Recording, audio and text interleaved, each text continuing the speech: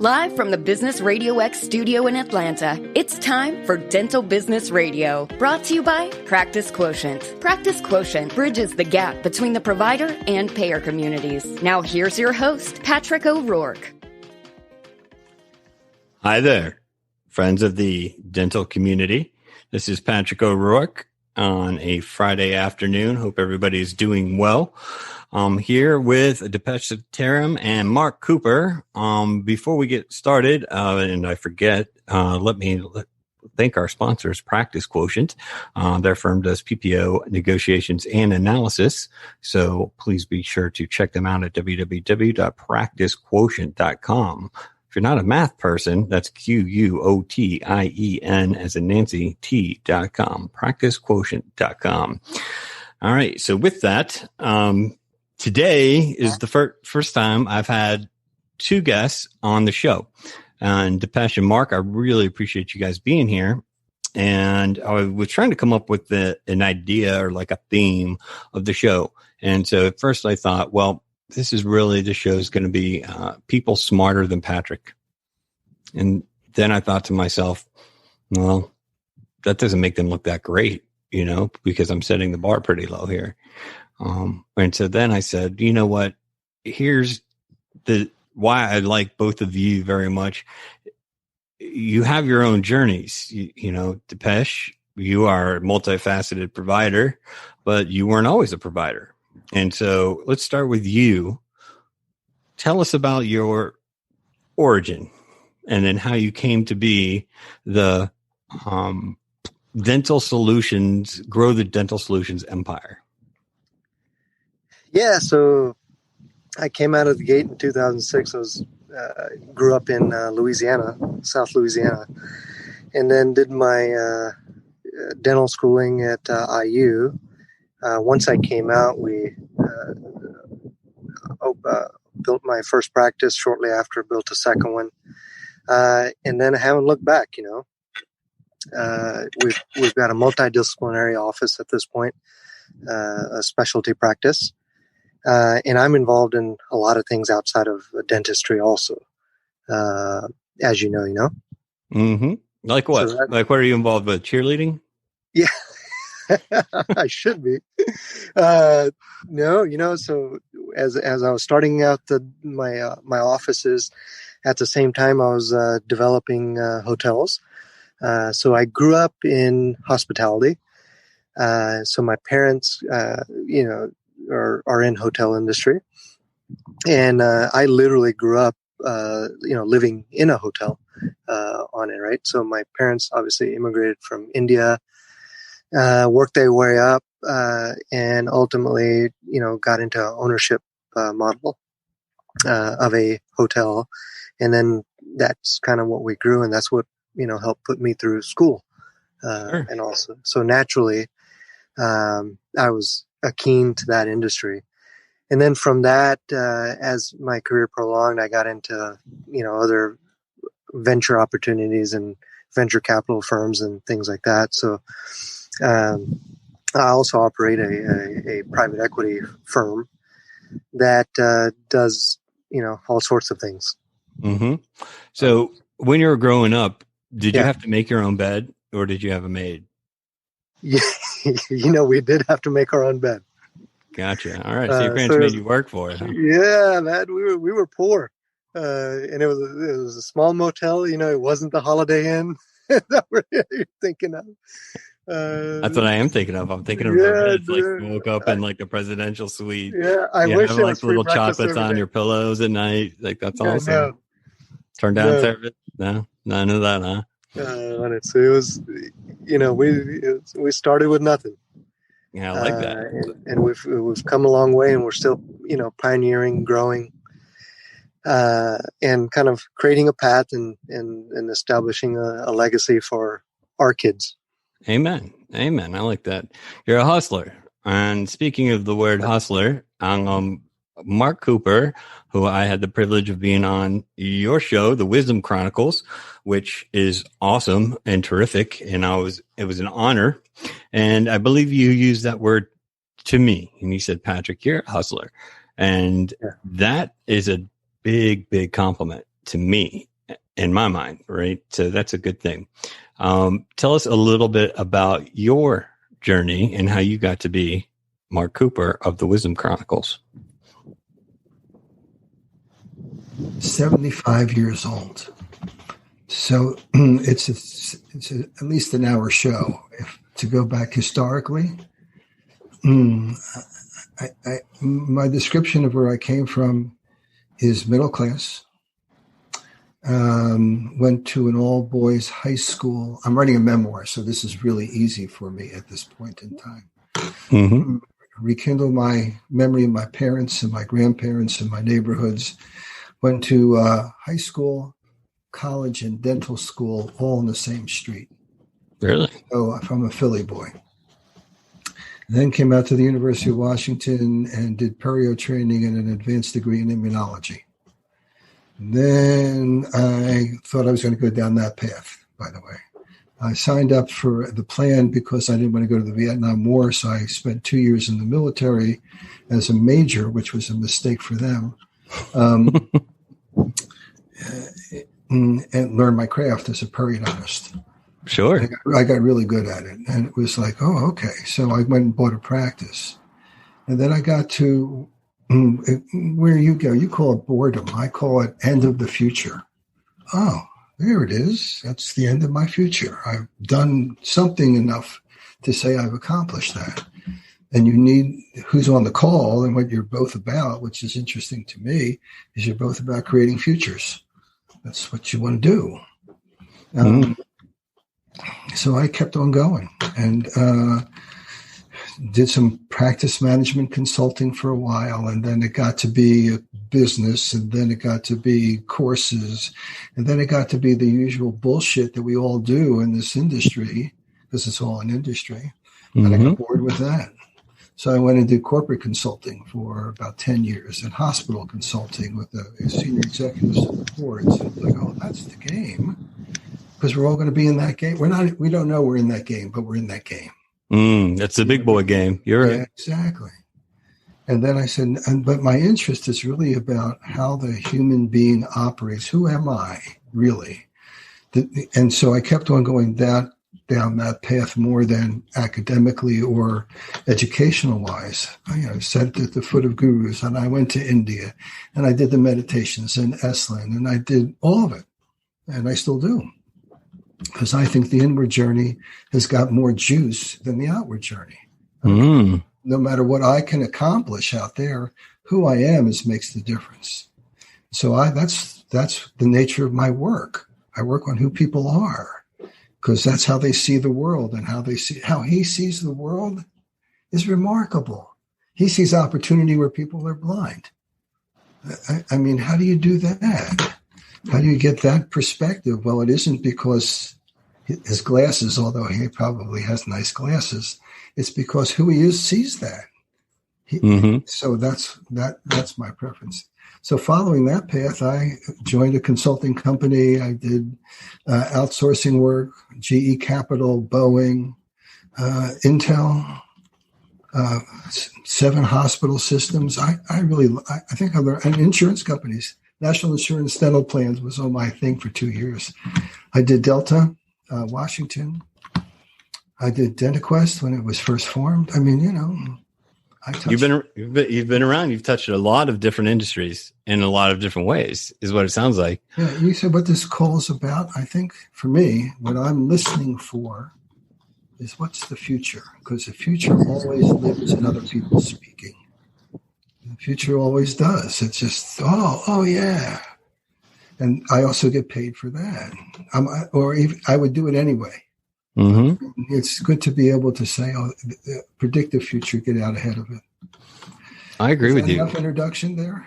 I love it. And listening to you calms me for some reason. I'm not sure why, but I like it.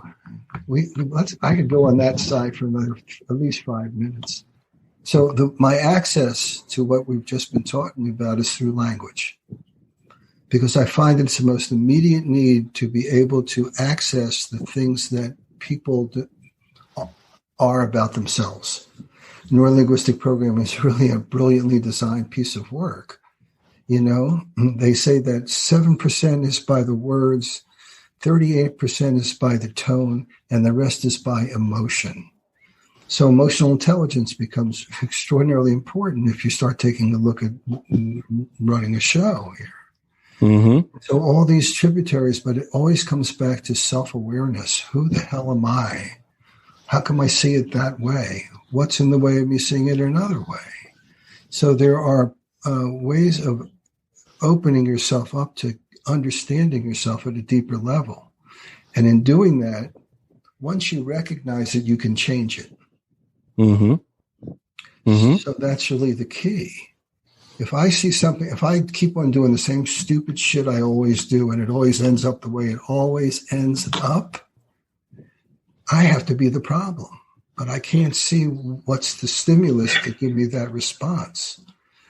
So if you take people down to the very, I see that, then they can choose another form of action to take when that stimulus occurs. So that's also part of the work I do. I love it. Love it. Love it. So, and that's got to be very satisfying, when you're successful. Is there a way for those that are listening, somebody out there is probably stuck in a rut somehow, somewhere. And I forget who said it right off hand, but they said, the thing about a rut is that, you're in a rut, you keep digging a rut, and eventually it becomes a grave. And so if there's some folks out there listening that are in a rut, is there something simple that they can do to stop, drop, and roll? Number one, I'll go through a series. How's that? Sure. I can do this. Number one is name me one person who isn't in a rut. Dipesh. No, he's in a rut. He's got his ruts. Yes, absolutely. Enough human beings to know that there's a rut somewhere up there. He could have all the accomplishment over here, but there's another part that really probably needs a bit of work because all the attention's over here. Absolutely. Okay, so that causes strain in him because he's got core values. Anyway, this is a whole story. He's a whole story. Mm-hmm. So the first thing to do is to recognize it's human. Everybody's in a rut. Buddha says life is suffering. The Americans would say everybody's in a rut. So you got to get off your shit about it. I'm in a rut. Okay, people go into ruts. Now, what am I going to do about it is a different story. I will bet that every rut that you have, there is no action being taken. Period. So the first thing you do in your rut is recognize that you got one, and two is what are you going to do about it? Mm-hmm. Recognize, and then what are you going to do about it? If you're not going to take action, then you just have to accept it, right? And then move on. So you're checking it off in your head. Right. I say, stop lying to yourself. I'm never going to do that. That'd be refreshing, actually. You know what? But so I think the hardest thing for people to get are that they're people. Mm. They're going for an ideal. I say things now. I'm going to start using words that often don't sink in your listening because you don't think the way I speak. So it somewhat sounds like a foreign language from time to time. Dipesh gets it. He's at a level of intellect.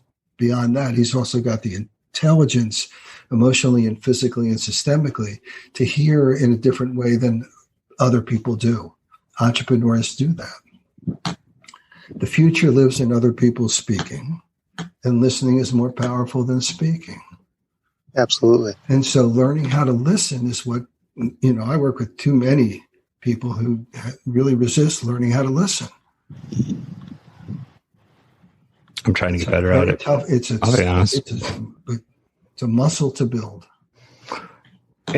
Yeah. And so when they listen to themselves about the rut, what they hear is shame and blame and guilt, and I shouldn't be in a rut and all this. But hey, man, we're all in a rut. What are we going to do about it? So I think the real key is permission here. Just go do something about it. Yeah. And then it's not once you're in action, the relationship to the issue changes. I like that. All right. So, Dipesh, you are nodding your head a lot there, and the viewers can't see your head nodding. So, What are your thoughts? And he's on point about being in a rut. For example, when things hit the fan with the COVID thing, our practices are shut down, hotels go from full occupancy to no occupancy. Wow, And it's kind of like it was a factor of everything I've ever worked for and accomplished and done all of a sudden is upside down. My entire organization upside down, right? Mm-hmm. And then for me, as a leader of the pact, you got to make hard decisions and sound decisions and very logical ones. So speaking of the rut, the first few days of this thing, I was absolutely in not only a rut, the biggest rut I've ever encountered in the 15 years of my professional life on it. Right? So now digging out of the rut, my thing is, I'm not a sideline type of guy. I'm a type of guy where I think about it, I figure it out, I'm going to get out of it. But the first few days of it, yes, absolutely, it was depressing. You don't know what to do. You're not thinking logical, but you go back to your core values, and for me, it's the spiritual aspect, right? It's the intellectual aspect. It's the inner peace aspect. It's the meditation type of stuff that I do. My diet and exercise program to keep my mind off of the negativity, all the bad, right? And I'm not the type of guy that listens to the news and and all the media stuff. So I tune all that out, and then I sit down and figure out, okay, I can't change what's happening around me. What do I have to do now?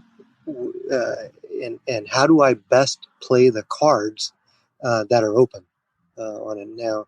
And then we establish a plan of attack, and then we kind of start executing on it, right? So, all my managers are looking to me, and we employ, throughout my organization, we employ hundreds of people. So, things they're looking at, they're like, listen, guy, are you going to fire a boatload of people here? Or what? And luckily enough, on the dental side of things, even though we were closed for an extended period of time, we retained everybody, and I made sure nobody had to go on unemployment and things like that. And then on all my other private ventures, we tried to keep as many people as we could. But on my part, it required a very sound and a very logical plan of attack, because at the end of the day, everybody's looking at me for making decisions. And I almost feel like some of these were some more pivotal decisions in my career in how to best handle this situation. Mm-hmm. Mm-hmm. So as with what Mark was talking about a rut, yes, I think in life we have, it's a constant influx of ruts, whatever it may be, whether it's small things, big things, and it's what sets us apart is how we handle it on a day-to-day basis, right, Mark? it's enjoyable being with you. So I just want to express that, because there's something that I get out of this conversation that validates and allows me to see things that I haven't seen before. So for me, I'd like a herd of you. It would be great to have that kind of crew around me. I have a question for you, though. What did you? So you went through this crisis. You went through all this stuff. The first 2 days you were paralyzed, and then you figured it out to some degree. Again, you took action. Yes. As soon as you got into action, your relationship to the issue changed. Okay. What changed about you? So, I went through Sadhguru's online program for one. And, I always try to I do the best that I can to surround myself with people smarter than me on it. And, I was calling a lot of people just to talk. I just, at the end of the day, I just needed to talk to people and kind of get a good grasp on, hey, what are they doing? How are they handling the situation? What's going on in their life on it, right? So I was looking at items from talking to other people on what can I feed off of and where can I find the motivation to establish a basis to take off. So that's what I was looking at. I was soul searching through other people.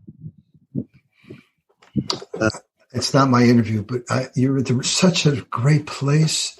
So in the phenomenon that I work on, it's called distinction.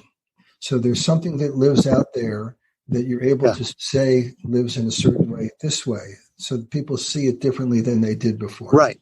I was looking for a form of energy. Yes. At the end of the day, I don't know what that energy is, but I was looking for it. At some point, you're going to strike. I couldn't agree with you more. I mean, that's part of why I started this show. But well, you got to keep going. You got to keep going. You're going to have a bunch of failures till you get there. But the hustle, the swagger is in. You just got to kind of keep your head down, stay humble, keep searching. Mm-hmm. One foot in front of the other. Some days, for sure. Underneath that, there's another drive. There's another driver. What drives you to do all that stuff? For me, it's number one. It's kind of the hustle that I have within myself. It's the fire that I have in myself. It's the way I grew up, as how I was raised, and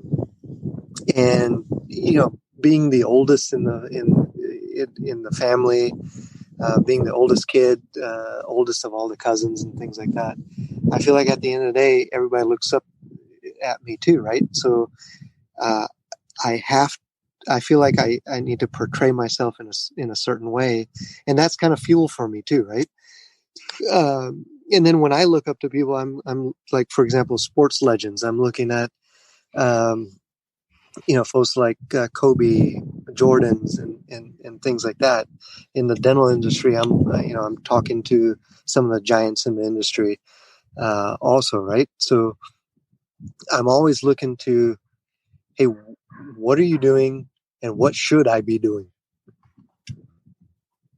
Type of things, and that keeps me motivated. I'll augment that just a little bit. One thing that I found to be beneficial was helping other folks as well. Right. Not in my industry really even, but other people needed a lift here and there. I'm from the insurance industry. There's conversations that happen there with folks. When times get hard, you find out what your friends are. And, I'm not usually the kind of friend that you call every week, chit chat about your week, but when it hits the fan, I'm there, and, so, my brother too was going through something, and I said, well, you know what, you need to start your own business. And he's like, well, I can't do that. And I said, why can't you? Just using that little piece right there. What was different about you when you were contributing or compassionate or whatever that was than wasn't there beforehand? I don't like it when you ask me questions I don't know the answer to. Your best shot. Yeah. What was missing? You're not, here you are, and you're not. People are different when they are contributing. Okay, so you were different. I'm just asking you, not that you should change. What was the difference?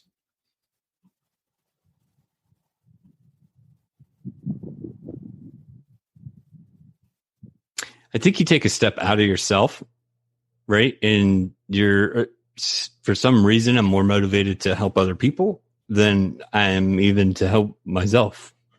I have a competitive fire, and certainly have a little bit of an animal that lives within me. But the one thing that I think everybody draws on different emotions, and helping other people and trying to show them the way, especially folks that are in a place where they don't think that they can. And a lot of times the difference between failure and success, or not just even success, the difference is you didn't even try, and helping push folks into just trying, to me, is an action. I mean, it's, I know it sounds too simple, but it's so clear. What are you doing about it? Oh, well, how about what can you do about it? Okay, go do that and call me back in a week. And people are, in action. Mm-hmm. Who I am when I'm in action is different when I'm sitting in my chair worrying about it. It's, action. Yeah. I don't, worrying, it's a waste of time. It's negative energy. I agree a lot with what Dipesh said earlier. And I'll tell you, my diet and exercise program has gotten way better since the lockdown. For me, I mean, there was no gym. So I just kind of made a gym right over there. And, my son actually is now starting to inspire me because he's doing WWE. Not that I want to get out there and, do body slams or anything, but he wants to start training. And so I'm like, okay, well now this kid's doing burpees and push-ups and all kinds. I'm not doing burpees, by the way. That is torture, but that gets me going. And now I'm not quite back to my fighting weight, but I'm almost there. I'm getting there, and I will be there soon. And so that action too is great. And so you have to also stay away from negativity. For me, I don't like it at all. I know what you like and don't like. So part of what's really wonderful from time to time is to be able to see that it's okay to have this shit going on, as opposed to I should not have it. If you look at the lineage from it shouldn't be this way. The next thing that must follow that particular line of thought is something is wrong here. Something is wrong with them, it, or me. And man, that doesn't solve any problem. That doesn't do anything. So, part of when people are contributing, they stay away from that kind of thinking because they're doing it for somebody else. It's a pretty cool way to start looking at life from time to time. Part of the reason dentists go into dentistry is they like expressing that. They're doing something, when they're doing their stuff in the mouth, they're not home. It's a very great time to be for a lot of dentists to just do something like that and contribute to people. Mm. This is a good show. You have a remarkable guy on here. I got two remarkable guys. Like I said, people smarter than me and people that do not get bored, or people that do get bored and search for other things. I'm not bored of it. I just think look for a future that they can make happen. It sounds a little more exciting than being bored. You have a much better way of words. I have a lot to learn at your feet, Sensei. Go ahead. Stepping on people, I apologize. What? Apologize for what? Sometimes I get too enthusiastic. I know I go over it starts to boil over a bit. No, I think you're absolutely right. It was a better choice of words. It's okay. I'm not sensitive. Okay. Well, I knew that. That's the first thing in our meeting. I said, "Oh my God, this guy is perfect." I'm going to go tell my wife that later today. I don't know about the other domains, but so if the world is about me seeing the world in a particular way, he sees it in such a way and has gone through the breakdown in doing exactly what you ought to do. Get in relationship again, because everything lives out there. They see who you are, not what you're doing, and can speak in a way that you listen, and then taking action. And having the third piece of this triangle is he's a little train that could. He really thinks he can. He gets up every morning and goes, choo-choo. He's got up that hill. That's all good. I don't know how many dentists have any of that to that degree. And you said you wanted to leave a legacy when we first started this conversation. I'd like to see that legacy more into the whole industry than a vertical market here, than silo. So how do you get your brilliance and what you see is possible out there so that they can think at least up that scale a bit more. That's to you, Dipesh. Yeah. So, one of the things I've started working on is a platform to help empower, teach, educate other dentists and other professionals, whether it's dental hygienist, speech path, whatever it may be, right? To one, grow their knowledge base, become better at what they do in their practice and their, professionally. Secondly, I also want them to be financially successful, right? So creating a pathway for them to either invest in a way that they can make solid, stable investment is kind of my secondary pathway with my private equity firm on it.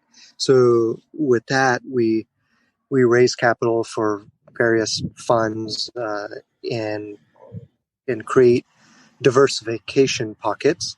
So that way these guys can start developing a level of passive income. Also, too often I see, the professionals are making money, but I feel like they're burning it as fast as it comes in, and they have nothing left at the end of their career on it. So, that's how I'm kind of twofold way, a two-punch way where I'm helping people and try to empower, and that in turn helps create my legacy, and hopefully I can help stimulate their own journeys and legacies. Love that. Well done. Wish somebody had done that for me. I didn't learn about money until later in life. I made a lot of money, and then music stopped one day, and I was like, all right, well, we'll be fine, right? We got lots of money. Yeah. No, we have a lot of nice things. We had a really good time. But we did not have what I had thought we had, at the time. And so I had to learn at, past 30 that when I look at a dollar now, I don't see a dollar. I see $5 in 10 years. That's how I look at a dollar now. And I wish somebody would have taught me that when I was, 12. Right. And then I could just do shows like this and hang out with Marc all the time. Oh, yeah. Well, I see it a little differently. So I was always neurotic and worried about money. And so I always made a lot of money and then did what stupid people do with money. And I did all that too. And then I did a program with someone, and she actually has a book out. I'll plug her book. It's called The Soul of Money. I think it's the 10th edition. Her name is Lynn Twist. And the whole conversation for 3 days is what's enough? What's enough?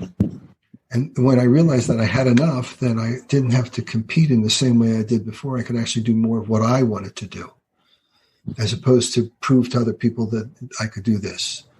So there was something about my relationship when I got to enough. Oh, this is enough for me. Mm-hmm. And that didn't happen until I was in my 50s, or probably in my 50s. So I always struggled for money, and I never had enough. No matter how much I made, I never had enough. Mm-hmm. All right, enough. It's the first generation never has enough. So and the recession didn't help. The Spanish flu didn't help. World War II and World War I didn't help. Money's been crazy here. This is the first time in my experience of life, the money has gotten as crazy as it's gotten. Even the 2008 was a little bit different than it feels right now for me. It's like, whoa, this is something that where things could happen. Mm. Marc, when you were in your prime and when you were chasing money, hey baby, I'm still in. Were you passionate? Were you passionate about what you were doing at the time, or were you more into? Or were you more chasing paper? I was a dentist for 13 years. Loved it. Structurally, it was a great thing to do. Made a ton of money. Did this consulting stuff. Got wholly intrigued by how leaders think and who they are to make those kinds of decisions with 250,000 employees. What do you do? Whoa. And, you have a board that you have to report to and the whole deal that comes with that, the kind of courage it takes to be a leader at that level. And that intrigued me. And then so I have found I have gotten more passionate every day about what I do. That's why I'm still doing it. It's still a kick in the pants. It's like, whoa, I'm doing the best work of my life, I think, with people that I've ever done before. I just feel that way, and their results in terms of their lives and their businesses show that. Yeah. And I'm up against another rub for me is well, what do I do with this now? How do I create a legacy? All that stuff goes on for me. Right. Yeah, you're a remarkable guy. This is a great show. I've learned a lot. How many Dipeshes are there out there? What do you think? Out of 190,000 dentists that are practicing, what do you have? 3? 5? You're unique like a snowflake. I'll give you that. I would bet. Do you participate in the ADSO and all that stuff? Dipesh, do you? ADSO, what is that? ADSO, the American Association of Dental Service Organizations, the Rick Workman, Steve Thorne, Steve Bilt, that stuff. Do you play anywhere in that arena? Dipesh, did I get the question? No, I've never heard of. Oh, wow. How great is that? No, not in that area. It's all self-generated. No, he didn't compete. Yeah. You are unique. Very good. Pat, what else would you like to do? Oh. You have an agenda or something? Well, next thing up is, let's kind of stick to the topic of chasing paper. I think that my personal opinion, I'm just going to put my thought out there, is that, and what I've been teaching my children is that money is simply financial independence. It is not a competition, because let's say, I mentioned earlier, my son's working out, right? And so I told him, I said, you can work out, you can get real strong genetically. You'll be okay. You'll be pretty good. You always remember, no matter what happens, there's somebody stronger than you, no matter what. All right. There's somebody in the world that's going to be stronger, no matter how strong you get. So just accept that and do the best that you can and do what you feel is, your goals. You have to fit your goals within yourself. And it's the same thing with money. You want to have financial independence. I don't want to have to worry about money. And it took me a little while to, recover, but we're all good now. And that's where I also don't want that to rule. Chasing anything really, no matter how much money you make, there's always going to be somebody that has more money. So if that's how you are measuring whether you have achieved within your lifetime, that's not a very good measuring stick, I don't think. Comments? No, there are no comments to say when the truth is spoken. Everyone nods their head. They go, "Yeah, that's right." Well, I agree with that. I think, the capacity to it took me a long time to realize that who I was not going to really change, and then to embrace that. I'm always going to be short. I'm going to play basketball. I'm going to change. I'm never going to be able to dunk, or go to my left. I'm never going to be able to be a Dipesh in terms of the capacity to generate an entrepreneurial expression as a business and make multi-million dollars. That's not just who I am. And before, if I wasn't going to be as successful as that would bother me. So one of the drivers in my life used to be trying to compete. And so the thing I really admire here, as a periodontist particularly, I would move into a neighborhood which is high-end perio to see if I could be better than they are. I mean, that's how I ran a lot of my life. And I don't do that anymore. And he's never done that. He competes with himself. That is unusual, at least in my experience. I think that's great. I do that now. That's 72 years. He got it. I don't know how old he is. Dipesh, how old are you? 41. 41. Yeah, a young pup in my view. I'm 41 too. Really? Yeah. Yep. I got a baby face. But you've created this whole thing. I mean, I think it's pretty cool. Well, I think you guys are pretty cool. And I think you're pretty cool for being on my show. And before we go, any last pearls of wisdom, anything that you're seeing out there that, I don't know. I'm going to do this in two parts. Okay. So one thing is there's a lot of noise out there, and noise is my Georgia polite word. And have you heard anything that any myths that you would like to just pop? Depends on what gossip you listen to. Right. My clients call me and tell me the weirdest stuff, I have to say. I talk to them all these stakeholders, and see what they're up to. I do what the does. I check things out in my own head to see how close I am to reality. I don't think you can make a plan for a long-term future nearly as well as you could in the past. I think what you've got is the next couple of things to look in front of you and to do what you say you're going to do to restore full integrity to your word, and more in the short term than ever. That would be an accomplishment.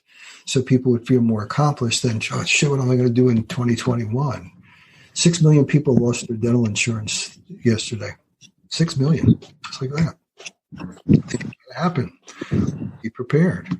So what my advice is short-term goals, short-term requests, short-term promises. Take things back into your own hands. Take control. Like Dipesh had to make hard decisions. More than likely, had to let people go. All that stuff, and yeah. So that would be my pearls, if there were pearls, is don't look more than a couple months in advance. Really. I like that. I like that a lot. Dipesh. I think one of the takeaways is, for myself, I've laid down a couple of principles. One is hard work on it. You got to put in the time and energy in whatever you're doing, whatever you're passionate about, right? If you want to grow. So, and doing whatever it takes, however long it takes. Secondly is my pillar is discipline. Wow. You got to be disciplined in what you're doing. And then thirdly, having the integrity on it, right? Now, the first three pillars require a supportive spouse that allows you to do what you're doing, right? And the end goal of this, obviously, is financial independence on it, right? So in order to have financial independence or make strides towards it, you got to put in the time and effort, which is hard work. You got to do it with a level, integrity, and you got to be a very disciplined person doing it, right? Mm-hmm. It's that self-discipline that you have within yourself. And you got to have a very supportive spouse to make that happen, right?